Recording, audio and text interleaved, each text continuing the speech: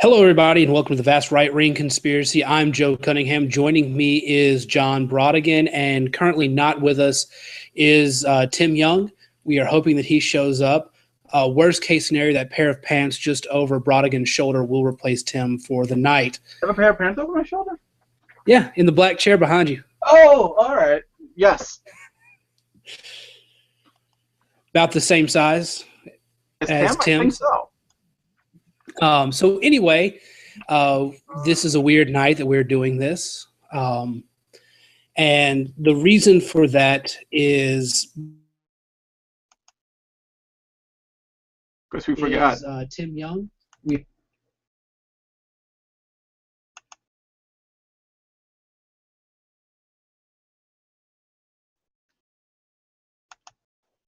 Decided he's got better things to do. That's all Tim's fault that we haven't been doing the show. This is a pretty important one that we couldn't skip this week because coming up this coming Sunday is Battleground for the WWE, and it is going to maybe actually be an interesting view for ish. Well, let me pull up the card because I actually forgot which matches are on it, with the obvious exception of the main event. Yeah. Well, let's start. While you're looking that up, we'll start with the main event. Brock Lesnar and Seth Rollins. I think it was great how Seth Rollins on bended knee brought his old crew back, only for Brock Lesnar to completely destroy them. And that car, which I thought was the best possible spot for Cadillac. And I hope that they paid a good chunk of money for that product endorsement. That car withstood a trip to Suplex City pretty well. And I think that's a testament to the quality that Brock Lesnar versus Seth Rollins. You go in thinking, okay, this is one dominant guy versus a whiny little champion, world champion on SmackDown, and going up against Randy Orton. What does Seth Rollins bring to the table? Will he actually be able to beat Brock Lesnar? And if so, how do they play it? Brodigan? I've been thinking about this because for whatever reason they look like they wanted to start setting up a Seth Rollins versus Kane feud, because that's, hashtag that the emo comment of the guy like shrugging his shoulders. So you would almost make it think that Brock Lesnar has to win the title, because they can't seriously be thinking about doing a world title feud between Seth Rollins and Kane. Of course, this is the WWE. Not everything they does always makes sense. But then, if Brock Lesnar does in fact win the title, who does he defend the title against? Or do they make him? Do they do what they did for WrestleMania? Have Sheamus come in, have him not lose, but lose the match because Sheamus will pin not Randy Orton. Who the hell's in the match? Seth Rollins, and then the next night on Raw have Brock Lesnar get himself suspended again for 6 months. I don't know. Here, if Sheamus is in the picture, here's what I'd want to see. I'd want to see Sheamus do exactly what Rollins did, come in and make it a triple threat match, and because those are no disqualification, Randy Orton comes out and completely screws Sheamus over, and Lesnar comes away with the win, or Rollins comes away with the win. And then that way you get rid of the contract from Sheamus, which I think everybody wants. Yes, I don't know why he has it in the first place. I think the only reason he has it is because they screwed him out of the Intercontinental title, because it was more important to subtweet CM Punk by having a steroid guy win it. Exactly. So let's say that Sheamus doesn't lose the contract or doesn't get screwed out of the contract, and either doesn't cash in or cashes in and wins. Both of those scenarios are less than ideal because, well, it's Sheamus, and he shouldn't be in this picture at all. But let's talk about the other obvious element slash force to be reckoned with, and that would be Roman Reigns. Where does he fit into this? Do we see Lesnar win and then Reigns come in and say, I want a rematch against Lesnar? And does Lesnar give it to him because, for whatever reason, Reigns is the only one who's pushed him to the limit or whatever? How does that help me, or Rollins would be okay? Do either of those two stay in the title hunt picture, and Reigns is just kind of on the sideline during this feud and extending his feud with Bray Wyatt? See, I almost don't want the Bray Wyatt Roman Reigns match to happen because it's going to be another one that's just going to lead to Bray Wyatt losing because why have an over wrestler win feuds and actually do something with them?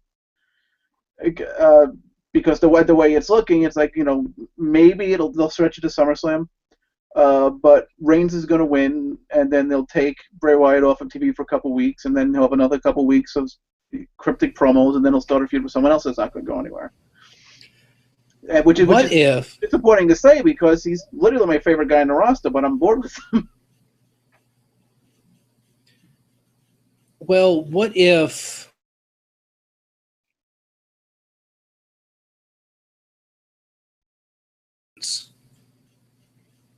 what then does Bray Wyatt get into the picture, or does that? I mean, how does that play out if Wyatt's the one who comes out on top over Reigns? Oh God. Well, in all honesty, if he comes out on top of Reigns, it will probably be like coming out on top of Ryback, where he's going to win the feud, but then Ryback's going to go on to win the title.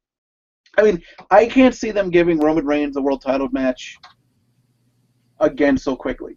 The crowd doesn't hate him as much. So hopefully they're going to stick with the slow build so that maybe the crowd's behind him by WrestleMania next year. Of course, because I said that, they're probably going to have him rush into the world title match at SummerSlam and win the title because that would make sense. But yeah, I don't. And the weird thing is because it's Brock Lesnar, because they have a guy where he's only going to wrestle 2 or 3 more times for the rest of the year. So if he does win the title, or when he does win the title, I don't know what to do with the world title picture because you have a world champion that's not going to be around every week. So it's actually good because usually you can figure it out, or you can go online and see stuff that they have planned out, going for the rest of the year. I don't think they even know what they're going to do going into SummerSlam.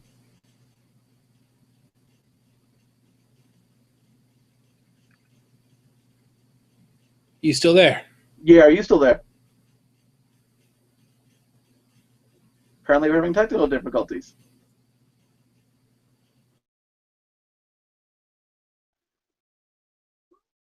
Either one of us is freezing or both of us is freezing. I'm trying to figure out what's going on. Okay. This is interesting. Thought we were done with this problem. Anyway, so I guess in just a couple sentences, in just a couple seconds, Brodigan, tell me where you want to see this go, where you want to see the world title picture go. Oh, God. Let me tell you in a second. Is this Rollins? Oh, they just making predictions. I'm sorry. I was looking to see what was rumored for SummerSlam when they had Brock Lesnar versus Randy Orton. It doesn't make a sense. I gotta be honest with you. I like the idea of giving Brock the title and having him just go off TV. Because they don't really have. I mean, I think Cena's done with the world title. Hopefully, I can't see him winning it again. And the original plan were they gonna elevate the Intercontinental and U.S. title to make up for the fact that Lesnar wasn't on, which they haven't really done with the IC title because they gave it to Ryback. But I like the idea of having the world champion where you only see him once every couple months. I kind of like that too, and I have friends who really kind of disagree with that because it's it's supposed to be a fighting championship or whatever. But at the same time, it adds a bigger draw to it. When's he going to show up? And I think that works out. Personally, what I want to see is I would like to see kind of a big big match for the title, you know, a big traditional #1 contender build up where you've got Reigns, Rollins, maybe Wyatt, Sheamus, Orton. You have not even you have an active world title scene without having the world title. And you really get to see some guys who do get a longer push as these feuds develop. And then what comes away from this, who's going to screw who out of the title, out of a title shot, and what feuds develop from that. And hopefully it's not another Sheamus Orton feud because, God. I'm okay with Lesnar keeping the title or giving it to Bray Wyatt. Like, give Bray Wyatt any title, and I'm going to be happy with what Creative's doing. Speaking of titles, want to step away from the main roster and look at NXT, and look at Beast in the East, the Beast in the East event where we saw the actual Beast that was in the East get kind of a throwaway match against Kofi Kingston, and you saw a really good match in Finn Balor versus Kevin Owens. I would argue probably match of the year, just in terms of really good intensity, and also commentary of the year because Vince was not in anybody's headphone. I would definitely give it top 5 of the year. I mean, to me, the match of the year is still Sasha Banks versus Becky Lynch for the NXT Divas title. This is true. And I had one disappointment with the Balor Owens match is only that the ending seemed to go out of nowhere. To go out of nowhere. That doesn't make it's not a phrase. Seemed to come out of nowhere. Mm-hmm. Where it was like, our 2 runs in the corner, he does the coup de grace, and he pins him, and it's like it kind of fell a little flat. Everything else about the match was incredible. The fact that they did the streamers, the documentary they did on Finn Balor was great. He's my favorite guy now. Mm-hmm. And going into Japan when they did the streamers with the flowers and just like the subtle things that Kevin Owens does as a heel, like refusing to start the match until like every single piece of streamer was out of the ring. Mm-hmm. And even at the end when they had was it Tsunami? Yeah, something like that. Okay. The famous Japanese guy who's not Inoki. Yeah. He came out. And they had to build up to see if Owens was going to shake his hand, and everything was about it was great. I just thought the ending fell a little meh. Well, yeah, I think overall the kind of back and forth in the match, the tempo of the match, I thought was really good, and I feel good, and probably the best production the WWE has put on. I'm just sad I didn't get to see it live because I was out of town and not anywhere near an alarm clock that was worth turning on. Yes, I actually set my iPhone to wake me up at 5 o'clock in the morning. And that leads me to another question. The NXT TakeOver, the next one, is actually going to be in Brooklyn, which begs the question, are you going, Brodigan? I don't know. Because, see, here's the thing. So I've got, right now I have Zach Brown tickets the night before. And it's the same weekend as Defending the Dream, which I sometimes go to, sometimes don't, depending on how generous the Koch brothers are feeling. Mm-hmm. So I don't want to buy tickets for another event that I might be bailing. That's a good point. They might be bailing on. For those out there, Defending the Dream is actually a pretty cool event. And one day, I wish to, one day when I have a little bit more money and this teaching gig finally pays off, along with the blogging gig, I hope that I can make it to some of these summer conferences because all the good ones are held when school's in and I can't make it to those. Except for the Red State Gathering, which I'm sorry to say, all the tickets are sold out. Wait, they are? And Saturday night events. But other than that, all the Red State tickets are sold. In fact, things got sold so quickly that the contributors at Red State are actually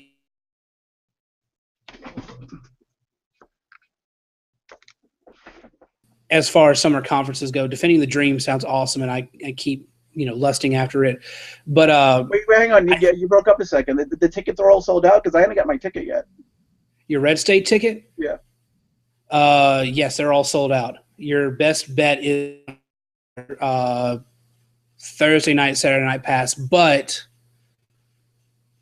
I don't know. I'll actually remind me after this. I'll give you the email of the person to contact. Oh, I had sent an email to someone. I was just surprised he had the tickets sold out. Oh yeah, the tickets went fast, especially after we killed the Iowa straw poll, which is probably the best thing in the world. And Eric Erickson wants that on his tombstone. I killed the Iowa straw poll. How long ago? Because look, this is the vast right-brain conspiracy. We'll get back to the wrestling for a second. But how awesome! So many of the establishment versus base feuds are stupid and petty and ridiculous and blown out of proportion, and they make me literally want to just, beat the crap out of every last member of the establishment and the grassroots. Mm-hmm. But the fact that one of the most establishment events in the history of Republican politics was taken out and taken down and taken behind the barn and shot by a blogger conference. That's fantastic, isn't it? For those who don't know, the Iowa straw poll is this big event, happens every election cycle, usually coincides with the Iowa State Fair. The Republican candidates come by, they try to woo the audience. There's a straw poll. I'm like, it's really wonderful if you win it because that means good things for you, except for the fact that it hasn't accurately predicted the presidential nominee since like the 80s or before, maybe the 60s. I don't know. It's been many, many years.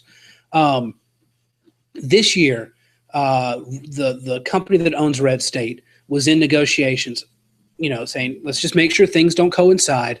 The state fair is the weekend after the weekend that Red State traditionally does its gathering. And they're like, okay. And then at the last minute, they say, we're going to do it that first weekend of August. Probably because they didn't want to be preempted. They wanted to be the first major gathering of all the Republican presidential candidates, and they stopped taking Red State's calls. And then candidates started saying, we're going to go to Atlanta. And the Iowa GOP freaked out. And so they started trying to call back. And the guys, from what I'm told, the guys at our parent company were suddenly too busy to take Iowa GOP's calls. And then there was a vote a few weeks later after all this went down. Even Jeb Bush, who is like the most establishment candidate in the Republican primary right now, was like, I'm going to Atlanta. And that was like a huge crushing blow.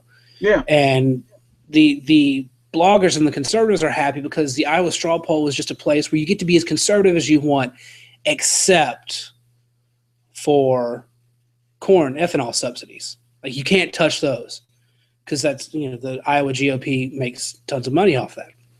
Yeah. The Iowa farmers do. So, anyway, we've gotten way off track, but the point is that I work for a website. I write for a blogging website that killed the Iowa straw poll. Anyway, the Red State Gathering is an awesome conference, and I would say it's better than Defending the Dream. But I haven't been to Defending the Dream, but I work for Red State, so I'm probably going to maintain that anyway.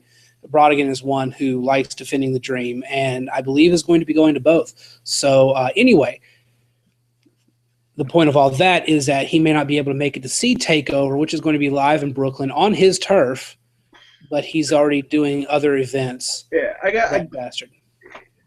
If I could find someone else who wants to go before Saturday, I might consider getting tickets. But in all honesty, I saw Fall Out Boy at the Barclays Center. The acoustics really are not very good, and I don't know how they're going to have it set up for an NXT event. If they're going to first of all, if NXT sells out the Barclays Center like the regular wrestling setup, mm-hmm. as opposed to how they used to do like the ECW taping setup, yeah, that would be amazing.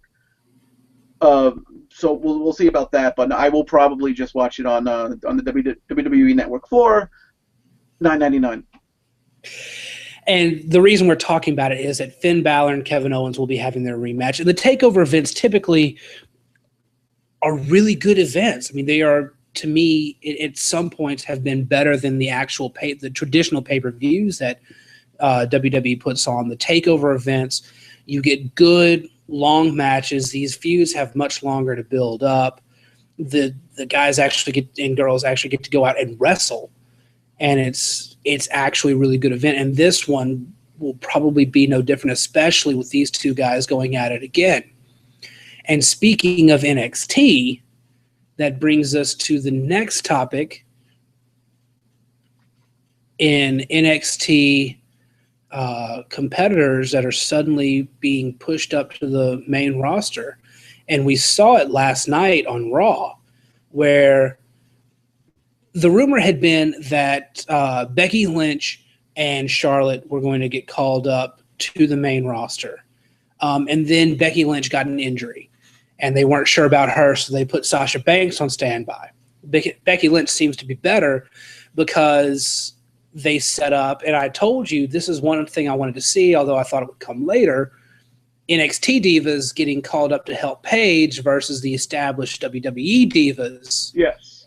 And Charlotte and Becky Lynch come out to Paige's defense, but that wasn't all.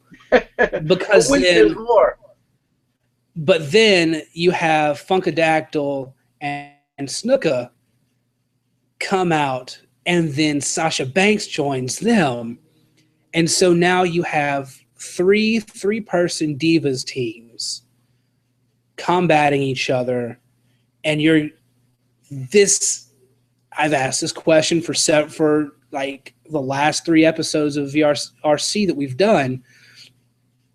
Can the divas division be made interesting? And I think they've done it. Now, granted, it wasn't because of WWE divas; it was because of the NXT divas. Yeah, I mean, and here's the thing, because I'm probably gonna wind up saying like a bunch of words that I don't want to make sound like as a knock on women's wrestling and women's wrestlers, as much as the way it's always been presented. Women's wrestling has always been presented by the WWE. Because I mean, even when the last time it was entertaining was Trish Stratus and Lita, who are big fans of both, but while they had great matches, they were only great women's matches. Mm-hmm. Because, and which again, it's no fault of the workers, but you know they were only given like certain parameters they were allowed to work in, and weren't given the same chances to have like the 5-star matches like the guys were usually.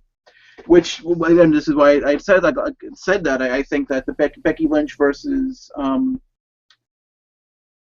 Sasha Banks was the match of the year, because not only does it hold up against any men's match that happened this year at all, because there's no expectation for women's matches, and it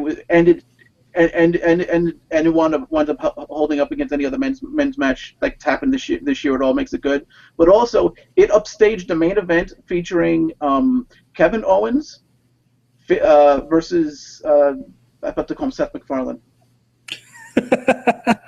How do I go from Sami Zayn to Seth MacFarlane? Kevin Owens, Sami Zayn, and the debut of Samoa Joe, and they upstaged that. It's pretty impressive. Yes. And even early in the show, the tag match that Charlotte was a part of with Bayley and the other two, because I mean Emma, who's already on the roster, who can go, and the other blonde, who I think we just all agree should just like go away, even though she's got great. Oh, on the main roster? No. I forget the one who was feuding with Charlotte. Emma was feuding with Bayley, and Charlotte was feuding with Dana Brooke, who's just terrible. But the fact that they're bringing up women's wrestlers who have had the opportunity to go in NXT shows promise.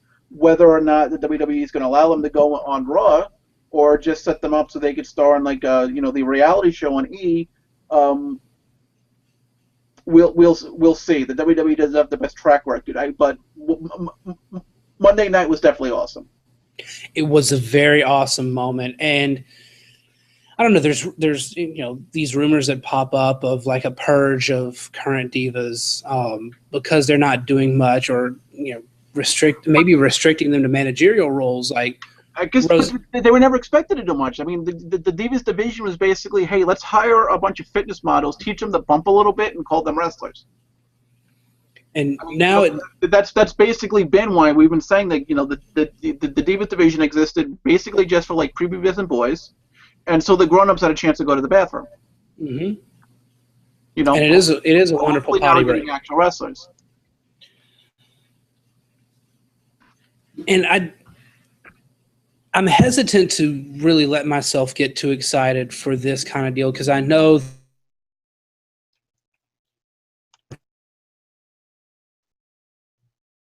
and this would be no exception.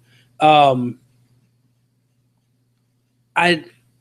My hesitation stems from the fact that yeah, they get fitness models and teach them to bump, and that they are currently quite obviously working on something for Eva Marie, because she's basically the baby face of Total Divas, if such a thing is possible, which is currently on the air right now. If you're tired of listening to us talk and want to see girls talk about things,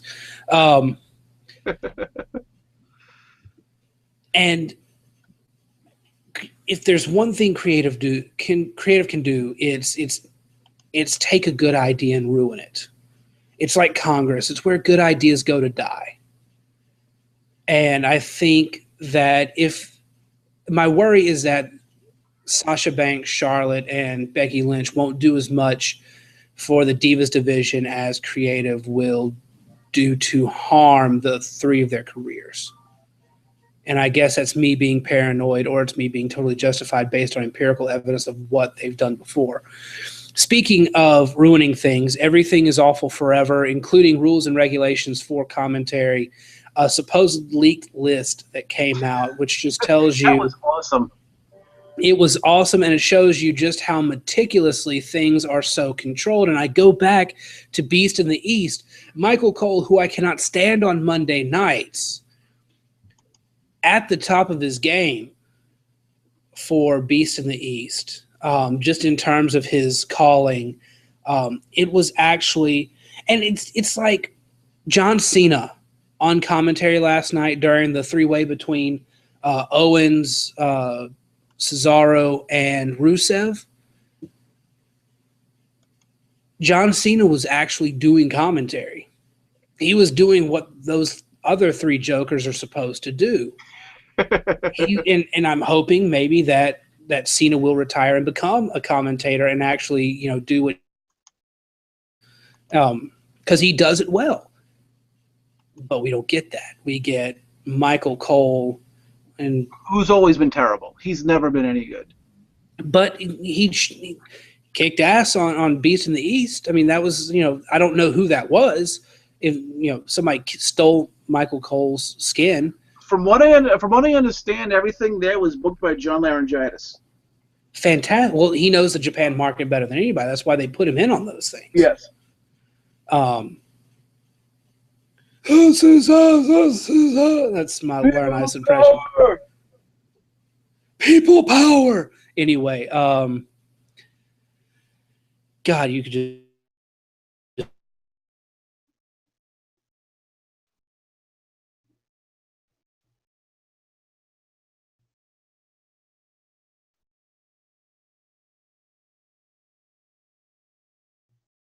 Have the gif of that, the actual award title card that was displayed when Punk was giving that at the end of the video tribute.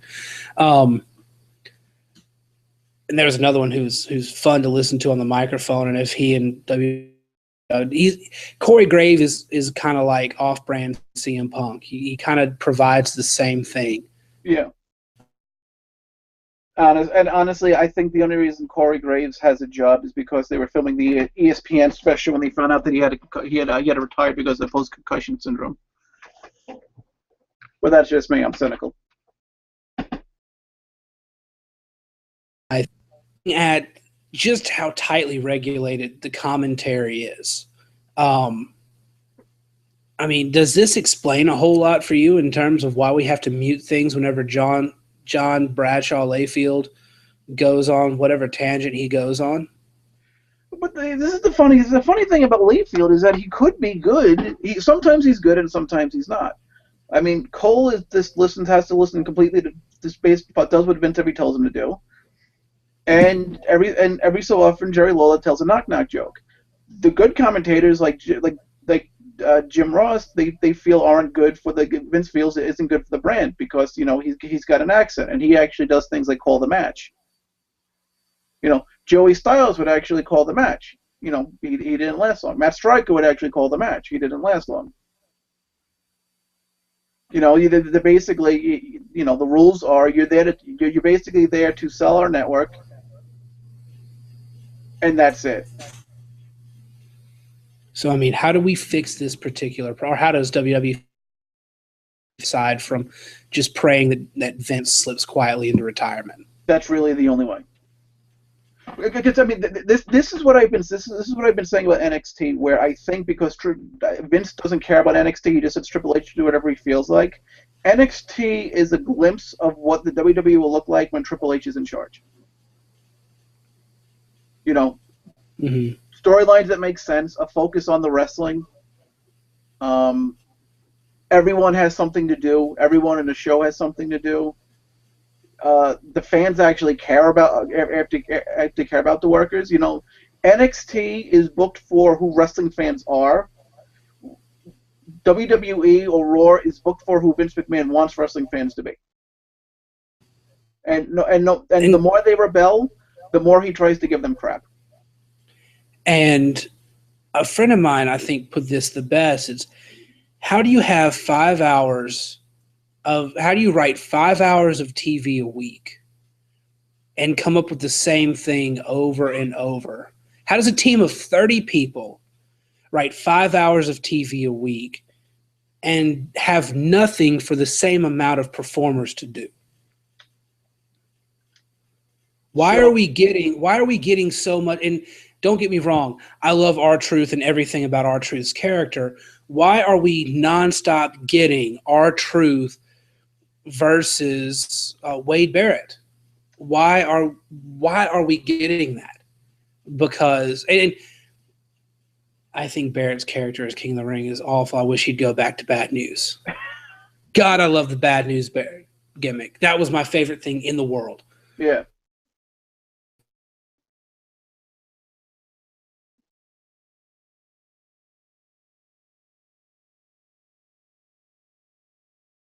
As long as he would keep the Bad News Barrett gimmick. But anyway, why are we seeing those two going at it week in and week out? Why are we seeing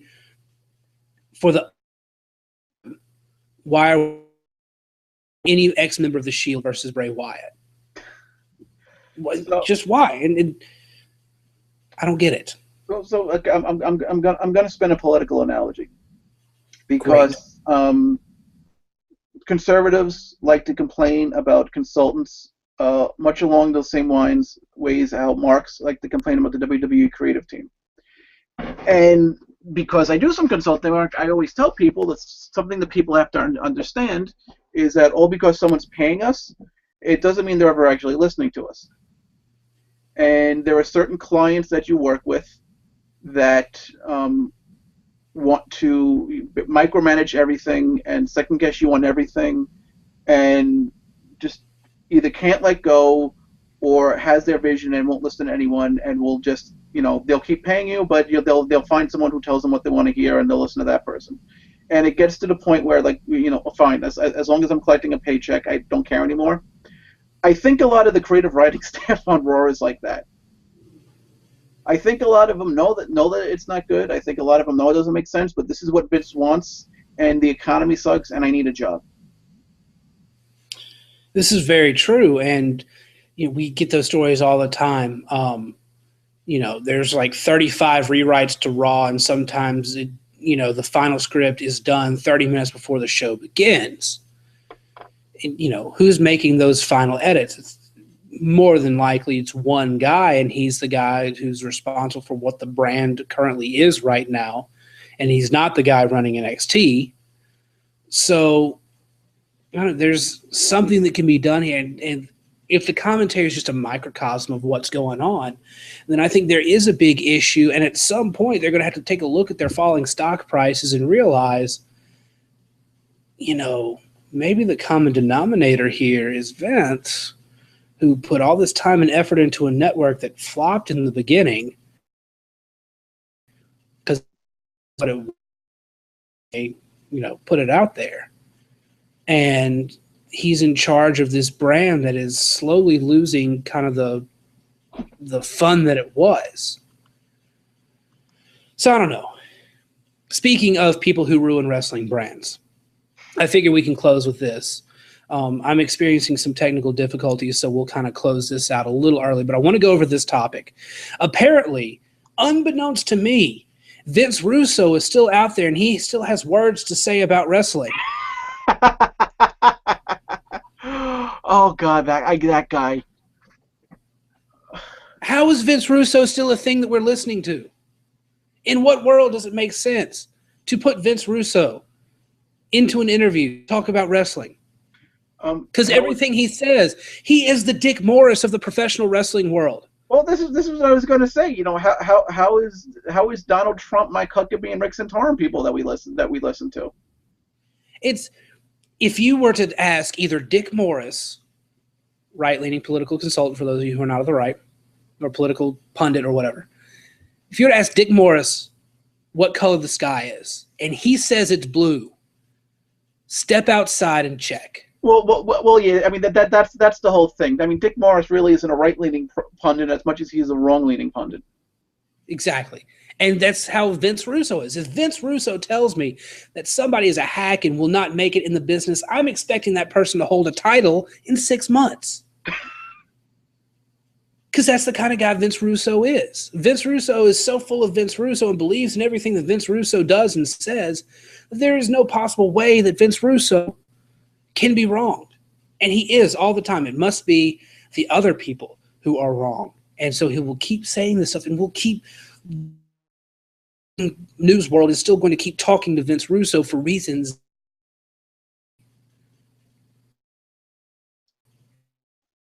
That's it for my rant. If you have anything you want to add. Yes. So, I used, like I think I've said, I used to write for a wrestling website called Scoops Wrestling back at the turn of the century.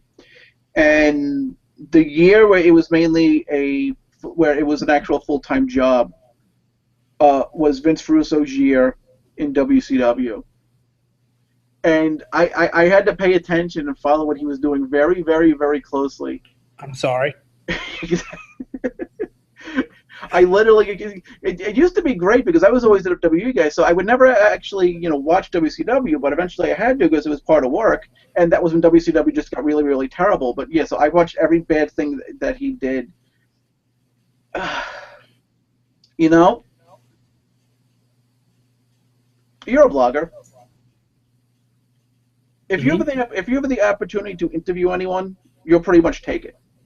Yes. It's like when you go to these events, and anyone who sits in front of you, you'll just do the interview because you figure, hey, I'm not getting anyone else help. They'll build towards something else. Russo is just I think people interview Mike Russo. Who's Mike Russo? Vince Russo the same way they interview like any indie guy, just because they're willing to talk to him. Big mistake. I mean, okay, so he was the WWE head writer, and working closely with Vince McMahon and having someone rein him in, you had the Attitude Era, which was great. He then left the WCW, tried doing it without anyone reining him in. It was terrible. They took him off, put him back on. It was worse. Then TNA hired him, and he basically tried to do literally the exact same storylines that he did when he was in WCW.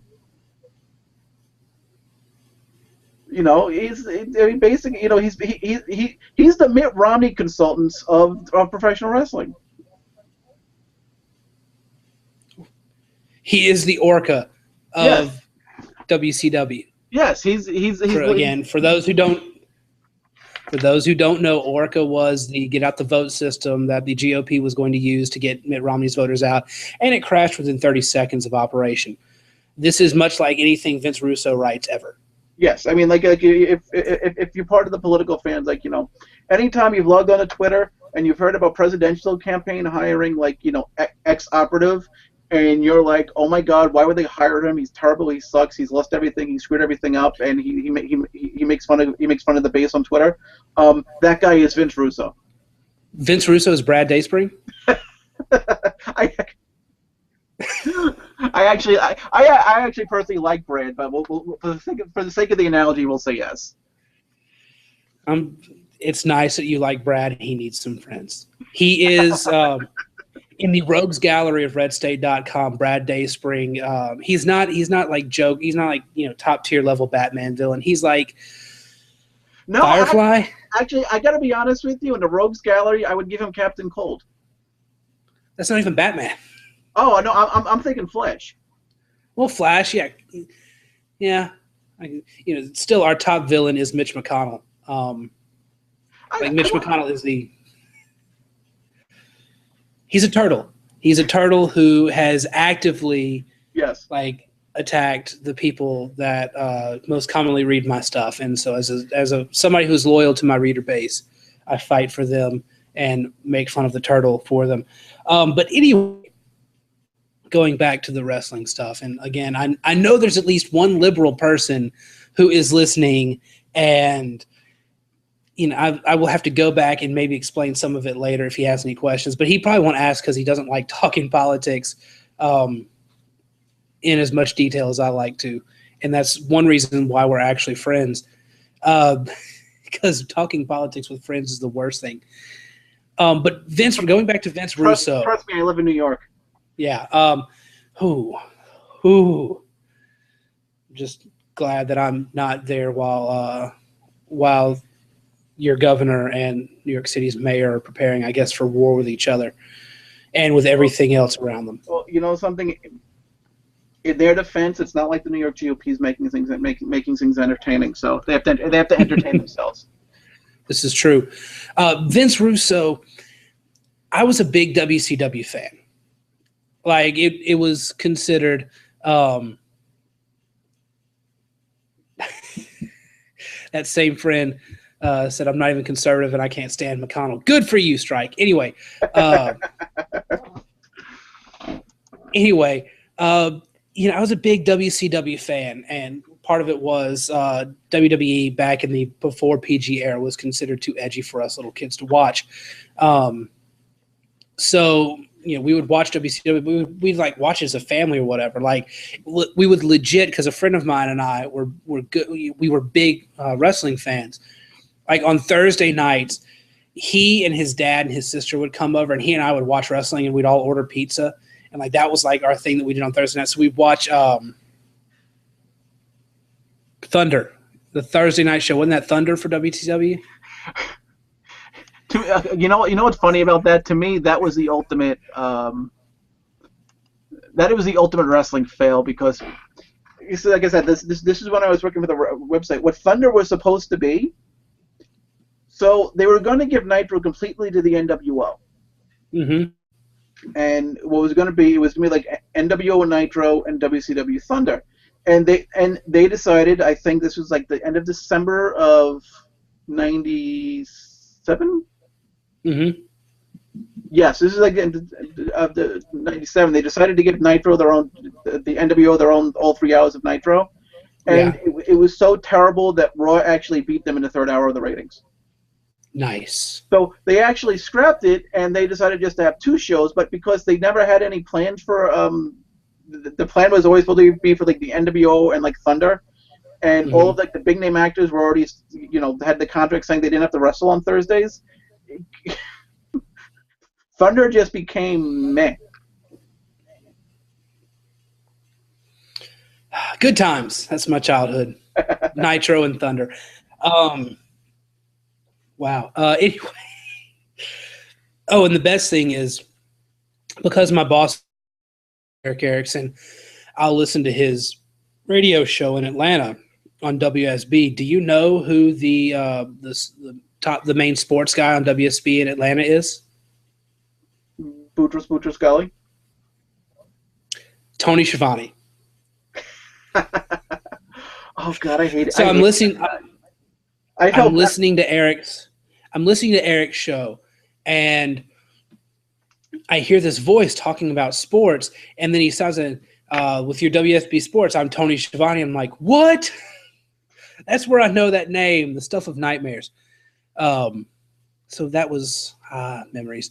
Anyway, you could mute all of Nitro and actually have a better experience not listening to the commentary.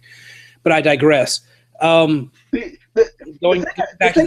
thing I always used to enjoy about Nitro was the a lot of times, especially when with the birth of the internet wrestling community and the dirt sheets and all that stuff, people would always claim that they would read about what was going on in the ring, going on behind the scenes, and well, this wrestler sucks because of backstage politics, or that wrestler sucks because of backstage politics. What made Nitro entertaining is that while you were involved, if you had more of a sense of what was going on behind the scenes, you actually watched it play out in television. Because they at least with WWE, whenever someone's being held back behind the scenes, they don't let it show live on air. Yeah.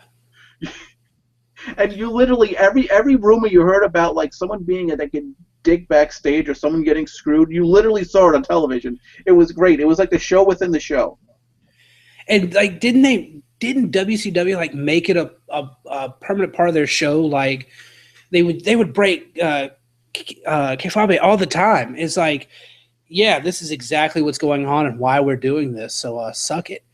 And that was the show. It's they didn't give a shit anymore. They would just you guys heard this on the internet. Let's just bring it forward and make it public. But in ways it didn't make sense, because they would have. I remember they had Goldberg gave an interview about how Kevin Nash broke the streak, and because he was in charge of the booking, it's all right. Well, you're admitting in this interview that wrestling is fake.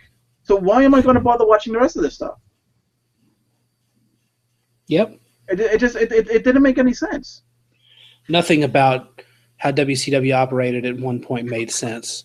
Let's just get that. Oh God. You may think of, some people may think of it as totally brilliant business maneuvering that Vince bought the WCW brand, but really, he was Dr. Kevorkian. It was a mercy killing. Is what that was. It was Old Yeller. It really was. He Old Yellered WCW, brought the good talent over, with the exception of Sting, who disappeared and then went to other places. Which I'm still pissed that he showed up for one match and has disappeared again. Come on, let's do something awesome with Sting. Although he can't really go that much anymore because of his age. Then he wrestled on TNA. It's you wasted. I mean, I guess they paid him well, but he wasted a good 5-6 years. Mm-hmm. And I can get it, but at the same time, you kind of wish he could, really have a good, awesome feud live on the air. Just go. Anyway, going back to the topic at hand, I think we were talking about Russo, but I'm just thinking about Russo and everything he's done to ultimately hurt careers, hurt wrestling as a whole. Just kind of makes me angry. Somebody who is accused of ruining wrestling, but is actually pretty cool as far as his politics goes, is Eric Bischoff. Yes. I think one of the best. I think that's when I first discovered that he was on my side politically. I was like, hell yeah, and this is awesome. The cool thing about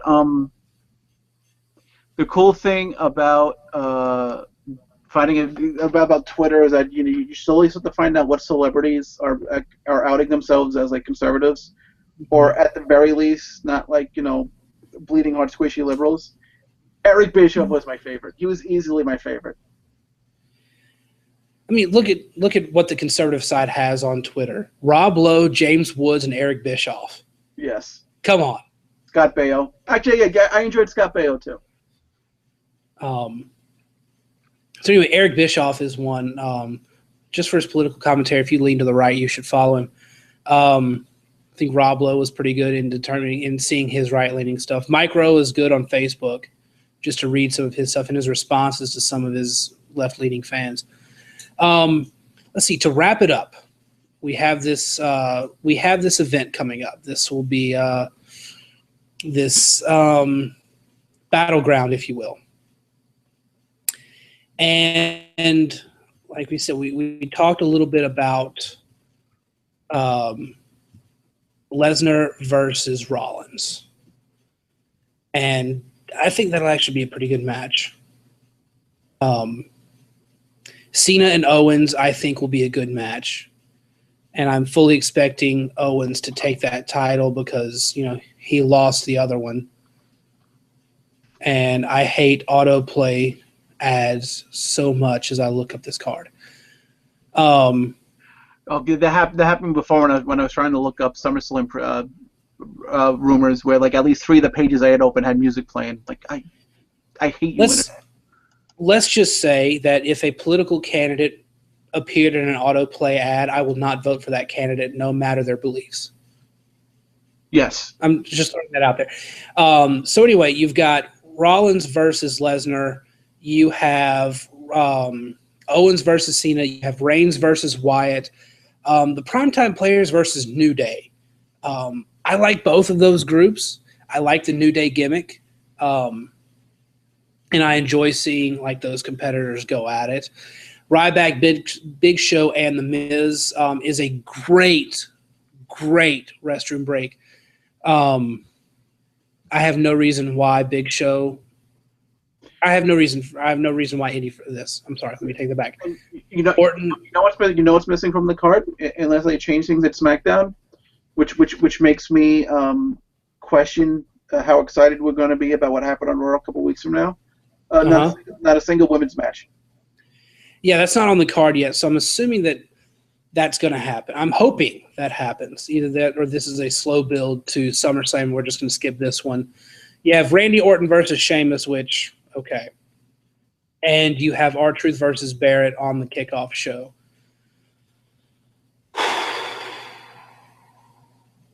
Again, why? Why? I don't know. You know, I don't understand R-Truth. I don't know if he's got pictures of Stephanie and that's why he still has a job, or maybe he's just a very nice guy behind the scenes, and and they keep him for like the same reason they keep Zack Ryder. Mm-hmm. But I don't get it. I don't get it.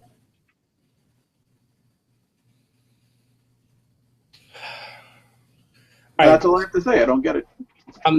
Okay, I'm going to make it quick. I like R-Truth, and I hope he stays around forever as just a character. He was as entertaining to me as Santino was. I want to close out by saying this. Since we are the vast right-wing conspiracy, I want to close out with a political thought. You've mentioned before that you do some political consulting. I would like to ask your honest opinion on something. How quickly would you fire somebody from a campaign if they accidentally included Nazi uniforms in your patriotic image? Oh, God. I will link to this later. I will link to my colleague Strife at Red State. Made sure to get a screenshot of the tweet before it was deleted by the Trump campaign. But it says hashtag Make America Great Again. It's a Donald Trump tweet. The image is Donald Trump's face with a flag over it. Donald Trump's face is hidden behind the stars and the blue background on the flag. Each of the red stripes on the flag has an image. The top is money because it's Donald Trump.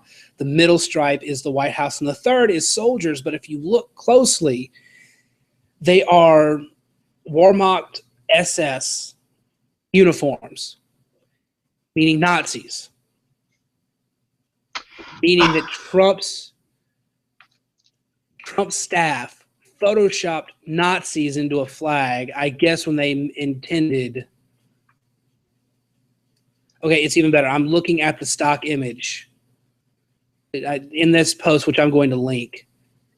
The stock photo is of German soldiers. Fantastic. Here's the thing. I mean, this was the fault of the person who did the graphic. Obviously, they never have to work again. Here's the thing that I don't get about this. Like, I've made mistakes with graphics before. You know, I've used a photo that wasn't the town that the candidate was running in, just because it was labeled wrong on the internets. I had another mistake I made off the top of my head. Oh, I used a picture of just because I thought it was a nice scenic picture once, and I didn't realize that it was a picture from a shooting from like 6 years ago. So mistakes are made, But this is me making mistakes, doing things the not as legit way, where I just copy photos off of Google. If you're going through Getty Images, and now, mind you, the mistakes that I made, these are like 500 by 500 resolution pictures. These are like, smallish pictures where you can't just, sometimes it doesn't look like what it actually is. You're going through Getty Images, you're getting like, high res, like 4,000 pixel photo. How do you not realize they're Nazis? I don't care what you're using the picture for. Never mind, because I gotta be honest with you, when I first saw the picture, I thought the most offensive thing was Donald Trump putting his own face on the American flag. Which, yes, is pretty bad. Which is pretty bad, but how do you take a picture that is clearly Nazis and you know something? It's almost as if they hired a graphic guy who's not a Trump supporter. That would at least make sense. That could very well be the case. Anyway, I've linked it on Twitter. You can find me on Twitter at JoeC, JoEC_Esquire, ESQUIRE. You can find it. Nothing is as American as the Wehrmacht, which is the name of the German army from 1935 to 1949 or whatever. It is attributed to, like I said, my colleague Strife at Red State. You can read that and you can see just how wonderful it is. You can read a lot of things at Red State, including stuff I write, which I'm actually working on an education policy post right now, which is as exciting as you think. You can find Brodigan at Twitter, on Twitter at Brodigan. And he is a wonderful guy that you should follow, especially on wrestling nights, because he is as excited about things as I am from time to time. Is there anywhere else on the interwebs they can find you? Is Twitter basically it? Yeah, everything I do, I put on Twitter. So, just Twitter's good. All right. Well, it turns out that we actually made the hour with very few issues. So thank you, Brodigan, for joining us. Thank you, Tim Young, for not showing up in the middle of it and causing a scene. We hope that he will be back Sunday. We will do a post pay-per-view event, or we'll come on right after the post show of Battleground. So roughly 10:30 Central, so 11:30 Eastern.